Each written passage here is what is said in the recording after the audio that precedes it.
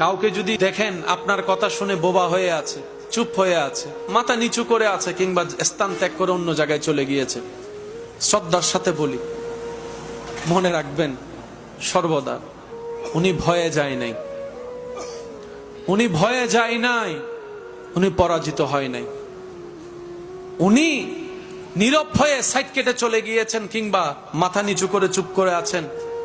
উনি চাচ্ছেন আপনি মনে কষ্ট পান।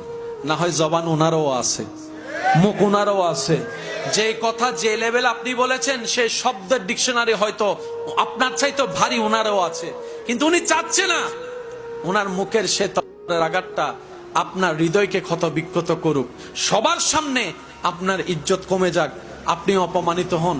চাচ্ছে না বলেই চুপ করে আছে, উনি চাচ্ছে না বলেই নীরব হয়ে আছে। আর এইদিকে উনি ধৈর্য ধরে নীরব হয়ে আছে, ওদিকে ওনার পক্ষ থেকে